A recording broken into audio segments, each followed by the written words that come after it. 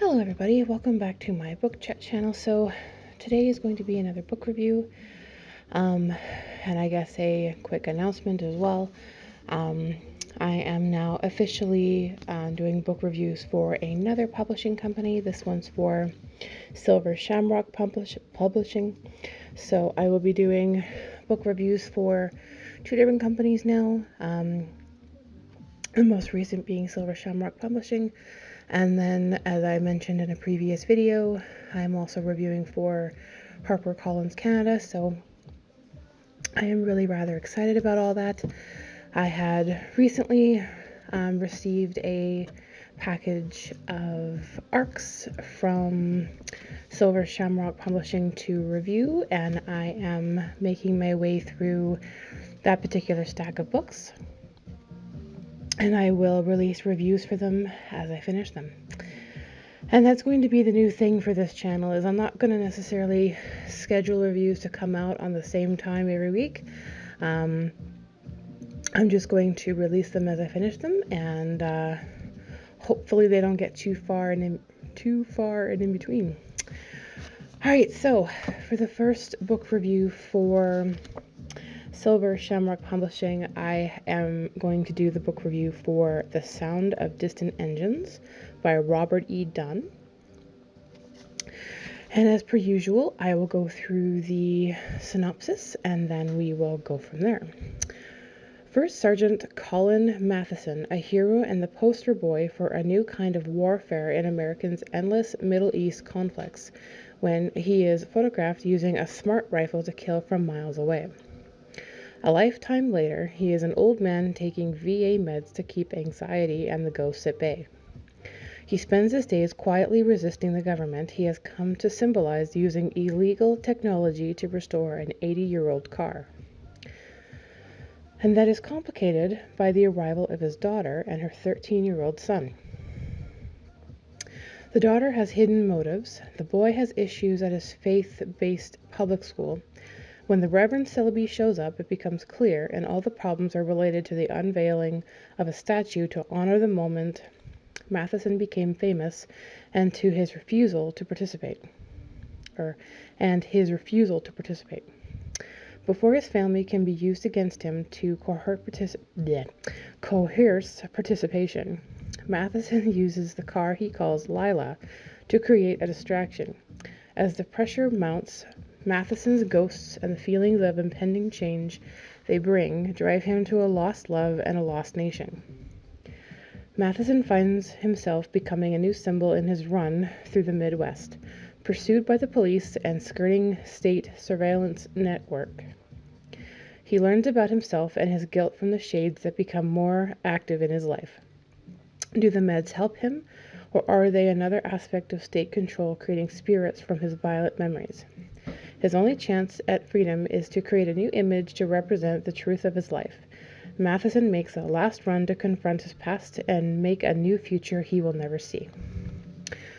So, a bit of a mouthful for the blurb, but I found that after reading it, it describes the book really, really rather well, all the main points as far as I'm concerned. And I'm going to definitely give this book a 4 out of 5. Mostly because I definitely found it a bit of a slow starter, and I mean, eventually you do get engaged into it. But other than that, I felt it was good. It was very well written, and I look forward to reading more from Robert Dunn, as this is the first one for me. I definitely like the VA Army military perspective of things. I found that this particular story, as I've been really interested in the fictional stories relating to the different world wars, I found this one really rather interesting because each story brings a different perspective to the war. And this one brought the perspective of PTSD into light a little bit for me. This would be the first time that I've read a story that focused a lot in on that. And while I've watched a lot of, TV shows like NCIS and things like that that touch on that concept, and they show some idea as to what that's like, they don't really dive too much into that, and I found that this book did do that. It really created a fairly clear picture as to what it could be like for someone who's experiencing PTSD, regardless whether it's from traumatic events in the war or some other personal trauma from their life, past or current situation. Either way, it really put into perspective what that could be like for someone. And I found it really, really interesting, but also a little bit sad that there isn't more we can do for them, for those people that, especially that, fight for their country and come back with all these scars. And a lot of those scars, they're not necessarily visible to the naked eye. So, but overall, like I said, I really did enjoy this story.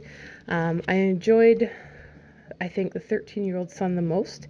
He was a very curious, very investigative little boy. He, really wanted to know why and tried to dissect things and really tried to understand what was going on between everybody. And then, of course, I really enjoyed the, they mentioned the car pursuit in the blurb, so mentioning that won't spoil anything. I really enjoy the pursuit of that. It gets drawn out quite a bit, and actually there's definitely some moments in there that'll make you chuckle at it. So overall, I really, again, enjoyed this, and I would highly recommend it to you to give it a go. You can find this you can find this story on Amazon already for purchase, so both on Kindle and in paperback. So I would highly recommend you check that out. And yeah, I'd be very curious to know if anyone has read this book yet, if this book sounds interesting to you or not. Either way, I'd be welcome to hear what you thought. And yeah, so I thank you all so much for tuning in, and I hope you all have a wonderful weekend. And again, I will be back soon with another book review. Happy reading, everybody.